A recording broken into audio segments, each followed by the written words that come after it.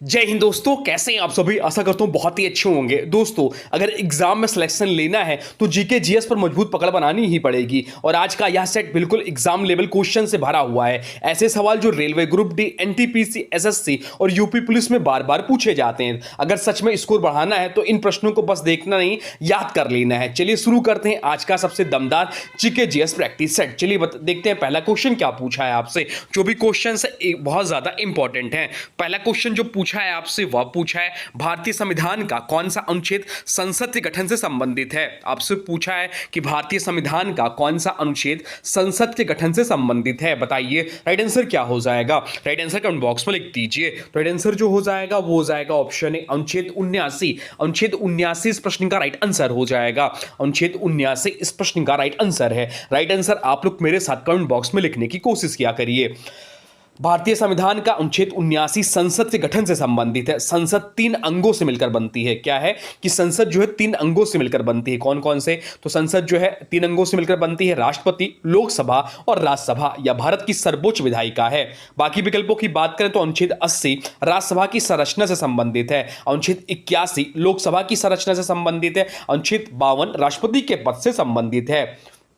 ये चीज भी ध्यान रखिएगा, भारतीय संसद द्विसदनीय है। चलते हैं अगले प्रश्न की ओर, देखते हैं अगला प्रश्न क्या पूछा है आपसे। अगला प्रश्न जो पूछा है वह पूछा है भारतीय संविधान की किस अनुसूची में भाषाओं का उल्लेख है। इसमें 20 क्वेश्चंस हैं। आप लोग बताइएगा 20 में से कितने क्वेश्चन सही हैं। 15 प्लस आपके सही होने चाहिए। अगर 15 प्लस सही है तो आपकी तैयारी ठीक ठाक है। बताइए इस प्रश्न का राइट आंसर क्या हो जाएगा। राइट आंसर हो जाएगा ऑप्शन बी 8वीं अनुसूची। 8वीं अनुसूची इस प्रश्न का राइट आंसर हो जाएगा। भारतीय संविधान की 8वीं अनुसूची में भाषाओं का उल्लेख है। वर्तमान में इसमें 22 भाषाएं शामिल हैं। प्रारंभ में केवल 14 भाषाएं थी। बाकी विकल्पों की बात करें तो 7वीं अनुसूची केंद्र एवं राज्य सूची संबंधित, 9वीं अनुसूची भूमि सुधार कानूनों से संबंधित और 10वीं अनुसूची दल बदल विरोधी कानून से संबंधित है। 92वें संविधान संशोधन द्वारा 4 भाषाएं जोड़ी गई। सिंधी भाषा 21वें संशोधन से जोड़ी गई थी। एग्जाम में पूछा गया प्रश्न है। चलते हैं अगले प्रश्न को, देखते हैं अगला प्रश्न क्या पूछा है आपसे। अगला प्रश्न पूछा है ग्रैंड ट्रंक रोड का निर्माण किस शासक ने करवाया था। आपसे पूछा है कि ग्रैंड ट्रंक रोड का निर्माण किस शासक ने करवाया था। बताइए राइट आंसर क्या हो जाएगा। राइट आंसर कमेंट बॉक्स में लिख दीजिए। तो राइट आंसर जो हो जाएगा वो हो जाएगा ऑप्शन सी शेरशाह सूरी। शेरशाह सूरी इस प्रश्न का राइट आंसर हो जाएगा। शेरशाह सूरी ने ग्रैंड ट्रंक रोड का निर्माण करवाया था। यह सड़क बंगाल से अफगानिस्तान तक जाती है। इसे सड़क ए आजम भी कहा जाता है।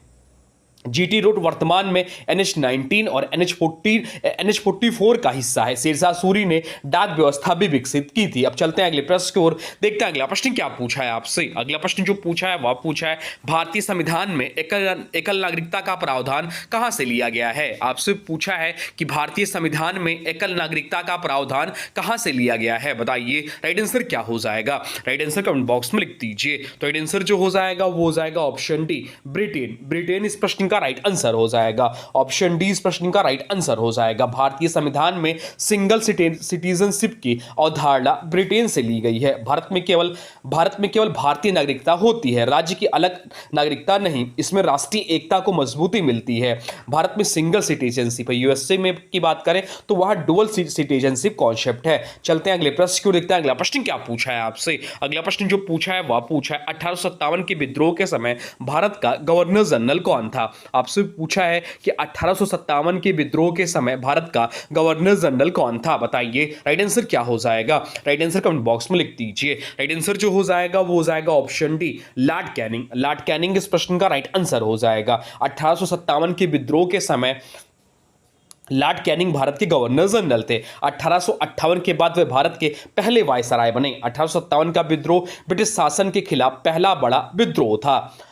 बाकी विकल्पों की बात करें तो Lord Dalhousie doctrine of lapse यानी राज्य हड़प की नीति, इन्हीं के समय रेलवे चली थी। लॉर्ड डलहौजी के समय में पहली जो भारतीय रेल चली थी इन्हीं के कार्यकाल में थी। Lord Lytton vernacular press act से संबंधित है और लॉर्ड कर्जन बंगाल विभाजन से संबंधित है।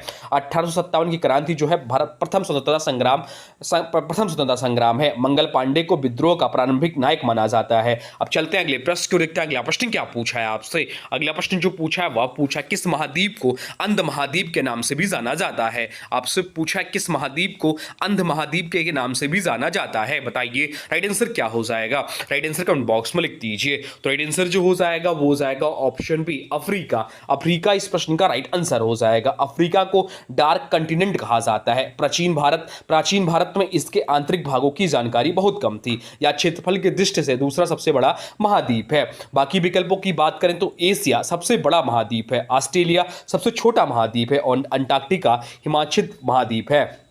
नील रिवर विश्व की सबसे लंबी नदियों में प्रमुख है। सहारा डेजर्ट जो है, सहारा मरुस्थल अफ्रीका में स्थित है। ये सब भी ध्यान रखिएगा। चलते हैं अगले प्रश्न की ओर, देखते हैं अगला प्रश्न क्या पूछा है आपसे। अगला प्रश्न पूछा है महात्मा गांधी ने कांग्रेस किस एकमात्र अधिवेशन की अध्यक्षता की थी? बहुत ज्यादा महत्वपूर्ण प्रश्न है। राइट आंसर आप लोग कमेंट बॉक्स में लिख दीजिए। राइट आंसर कमेंट बॉक्स में लिखने की कोशिश किया करिए। बताइए इस प्रश्न का राइट आंसर क्या हो जाएगा? राइट आंसर कमेंट बॉक्स में लिख दीजिए। राइट आंसर हो जाएगा ऑप्शन बी बेलगाम अधिवेशन 1924। Belgaum session of the Indian National Congress की अध्यक्षता महात्मा गांधी ने की थी। गांधी जी ने केवल इसी कांग्रेस अधिवेशन की अध्यक्षता की। यह अधिवेशन कर्नाटक के बेलगाम में आयोजित किया गया था। बाकी विकल्पों की बात करें, सूरत अधिवेशन जो कि 1907 में हुआ, गरम दल और नरम दल विभाजन हुआ इसमें। लाहौर अधिवेशन 1929 में हुआ, पूर्ण स्वराज प्रस्ताव इसमें पास हुआ। हरिपुरा अधिवेशन सुभाष चंद्र बोस अध्यक्ष थे इसके, जो कि हुआ था 1938 में। अब चलते हैं अगले प्रश्न को, देखते हैं अगला प्रश्न क्या पूछा है आपसे। अगला प्रश्न जो पूछा है वह पूछा है भारत के किस राज्य को टाइगर स्टेट के नाम से जाना जाता है? आपसे पूछा कि भारत के किस राज्य को टाइगर स्टेट के नाम से जाना जाता है? बताइए राइट आंसर क्या हो जाएगा?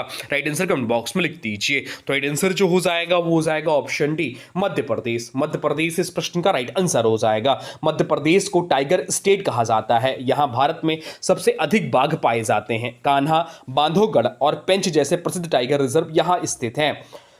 कर्नाटक बाघों की संख्या अधिक है पर टाइगर स्टेट नहीं कहलाता है। उत्तराखंड जिम कार्बेट के लिए प्रसिद्ध है। पश्चिम बंगाल सुंदरवन टाइगर रिजर्व के लिए प्रसिद्ध है। टाइगर की बात हुई तो प्रोजेक्ट टाइगर की शुरुआत कब हुई थी? तो प्रोजेक्ट टाइगर की शुरुआत 1973 में हुई थी। भारत विश्व में सबसे अधिक बाघों वाला देश है। अब चलते हैं अगले प्रश्न को, देखते हैं अगला प्रश्न क्या पूछा है आपसे। अगला प्रश्न जो पूछा है वह पूछा है संविधान के किस अनुच्छेद के तहत वित्त आयोग का गठन किया जाता है? आपसे पूछा कि संविधान के किस अनुच्छेद के तहत वित्त आयोग का गठन किया जाता है? बताइए राइट आंसर क्या हो जाएगा? राइट आंसर कमेंट बॉक्स में लिख दीजिए। तो राइट आंसर जो हो जाएगा वो हो जाएगा ऑप्शन बी अनुच्छेद 280 इस प्रश्न का राइट आंसर हो जाएगा। ऑप्शन बी इस प्रश्न का राइट आंसर हो जाएगा। भारतीय संविधान का अनुच्छेद 280 वित्त आयोग से संबंधित है। वित्त आयोग केंद्र और राज्यों के बीच करों के बंटवारे की सिफारिश करता है। इसका गठन राष्ट्रपति द्वारा किया जाता है। बाकी विकल्पों की बात करें तो अनुच्छेद 243 पंचायती राज से संबंधित है। अनुच्छेद 315 यूपीएससी से संबंधित है। अनुच्छेद 148 कैग से संबंधित है। प्रथम वित्त आयोग की बात करें तो 1951 में। फाइनेंस कमीशन जो था संवैधानिक निकाय है। चलते हैं अगले प्रश्न की ओर, देखते हैं अगला प्रश्न क्या पूछा है आपसे। अगला प्रश्न जो पूछा है वह पूछा प्राचीन काल में मगध साम्राज्य की पहली राजधानी कौन सी थी? आपसे पूछा है कि प्राचीन काल में मगध साम्राज्य की पहली राजधानी कौन सी थी? बताइए राइट आंसर क्या हो जाएगा? राइट आंसर कमेंट बॉक्स में लिख दीजिए। तो राइट आंसर जो हो जाएगा वो हो जाएगा ऑप्शन डी राजगिरी, जिसे ग्रीवर्स भी कहा जाता था। राजगिरी इस प्रश्न का राइट आंसर हो जाएगा। राजगिरी प्राचीन मगध साम्राज्य की पहली राजधानी थी। बाद में राजधानी पाटलिपुत्र बनाएगी। राजगृह वर्तमान बिहार राज्य में स्थित है।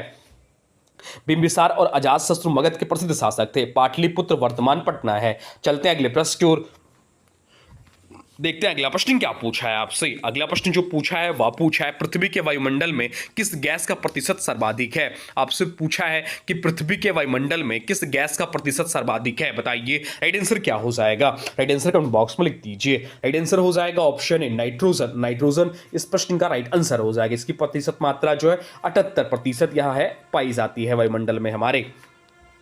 पृथ्वी के वायुमंडल में लगभग 78% नाइट्रोजन गैस होती है। ऑक्सीजन गैस 21% होती है पाई जाती है। नाइट्रोजन पौधे की वृद्धि के लिए आवश्यक तत्व है। ऑक्सीजन दूसरा सबसे अधिक प्रतिशत मात्रा है। कार्बन डाइऑक्साइड बहुत कम मात्रा में। आर्गन की जो प्रतिशत मात्रा है वो 0.93%।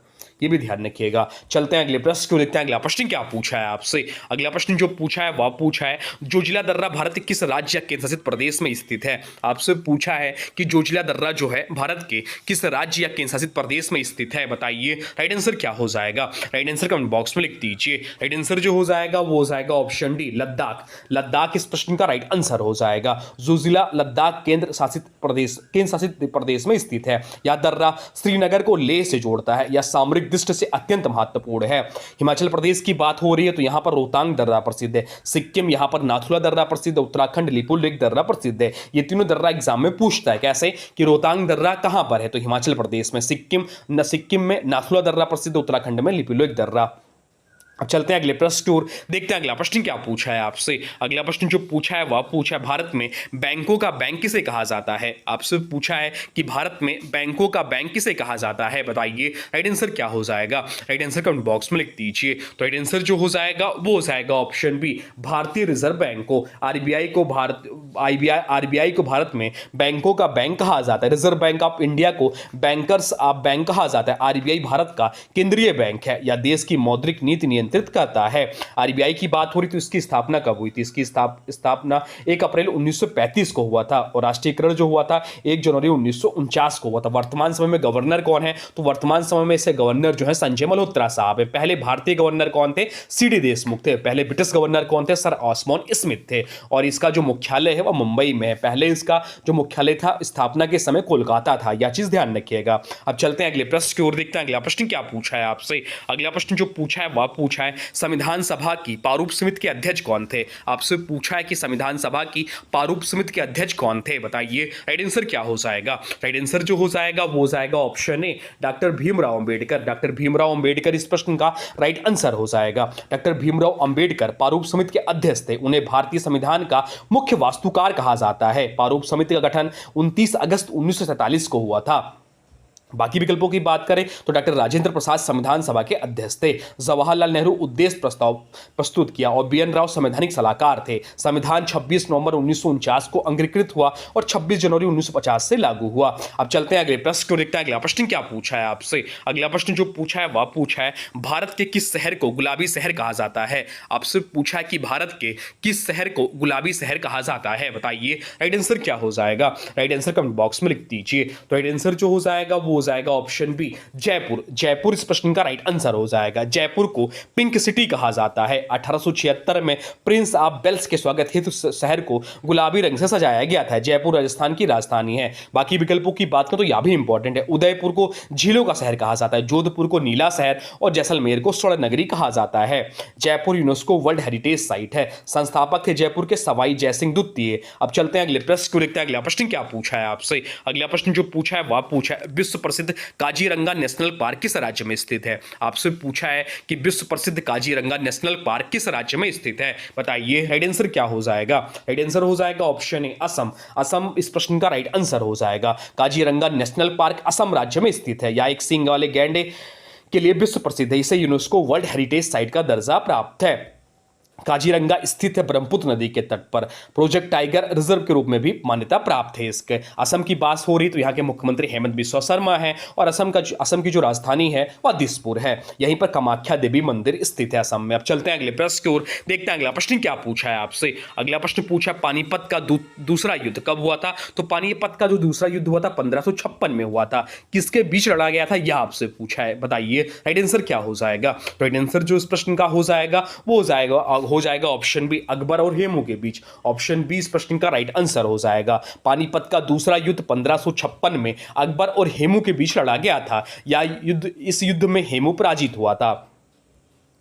सेकेंड बैटल ऑफ पानीपत जो था 5 नवंबर 1556 को हुआ था। बैरम खां अकबर के संरक्षक थे। अब चलते हैं अगले प्रश्न की ओर, देखते हैं अगला प्रश्न क्या पूछा है आपसे। अगला प्रश्न जो पूछा है वह पूछा है लोकसभा सदस्य बनने के लिए न्यूनतम आयु सीमा क्या है। आपसे पूछा है कि लोकसभा का सदस्य बनने के लिए न्यूनतम आयु सीमा क्या है, बताइए राइट आंसर क्या हो जाएगा।